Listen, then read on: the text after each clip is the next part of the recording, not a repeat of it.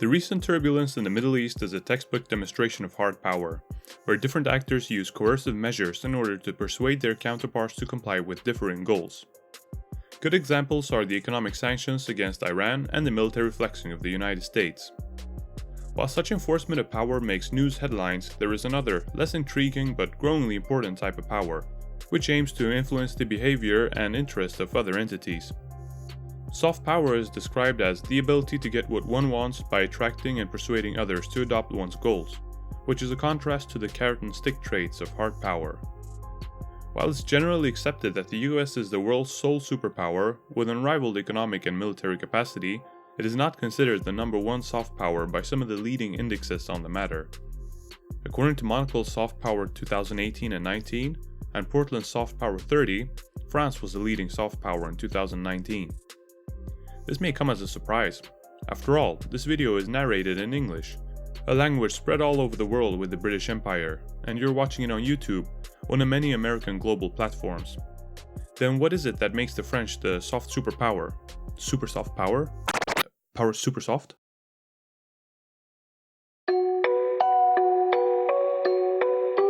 In order to explain France's position at the top, it's necessary to take a look into the constituents of the concept of soft power. The concept was mainly cemented by the political scientist Joseph Nye.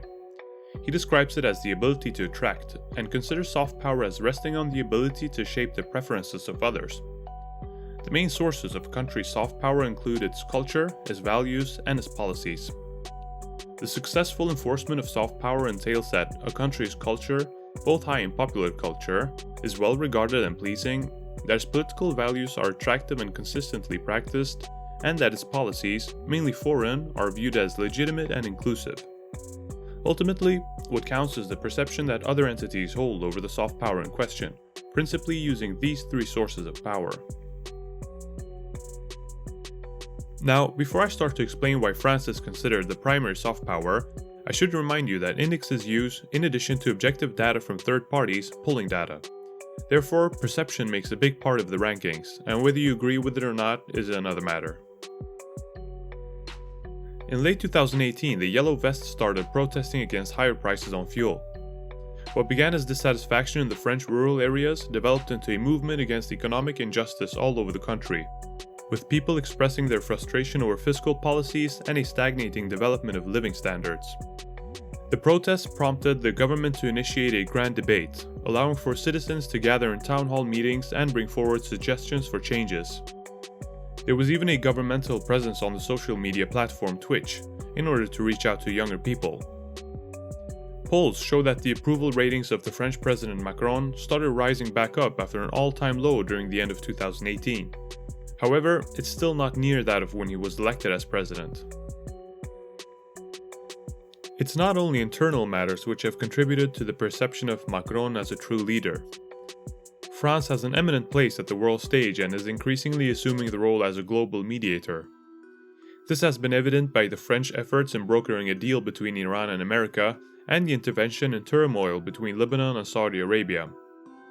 France's and Macron's role in Europe is even more central, as the German Chancellor Merkel is withdrawing from the political scene and the UK keeps Brexiting. However, it's not all open arms for the French president, who recently vetoed the accession measures of North Macedonian and Albanian EU membership, and thus most likely raised concerns in other potential EU accession states. France still enjoys foreign relations that both precedes and most likely will succeed the Macron era. Its colonial past has rendered French as a world language, making the Romantic Français the fifth most spoken language in the world. The country has extensive international clout, with its permanent inclusion in the UN Security Council, its G7 membership, and as a home to the European Court of Human Rights.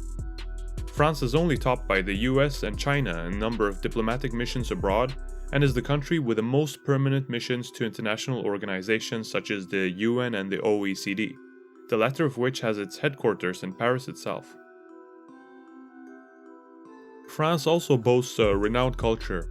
It has numerous UNESCO World Heritage Sites and is home to some of the most famous landmarks in the world, which was very noticeable during the upheaval following the Notre Dame fire. In addition to this, France managed to claim their second World Cup title in 2018 in the world's most popular sport. So it's pretty safe to say that France has a lot going for it in terms of soft power. Can this in itself produce an effective foreign policy? The answer depends on the ambitions of a given country. France also has strong military capabilities and is one of the largest economies in the world, and where it successfully combines its hard and soft power, it would create what Joseph Nye has dubbed smart power. But that is for another video.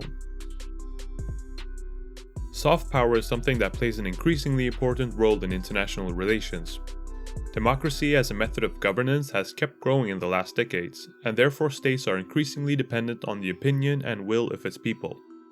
Thus, a country who wishes to conduct itself with a democratic state, for example by setting up a military base, should also be popular in that state, compared to if the destination instead was under authoritarian rule, where the leader simply would not need to care about his people's opinion.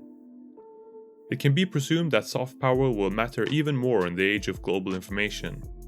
Anyone with an internet connection can enter the world of world politics, and anybody with a smartphone can spread information at an instant. A good example is a video that surfaced from Iran, showing what appears to be a missile striking a Ukrainian passenger jet, something which was later confirmed by the Iranian government and not well received by the world community.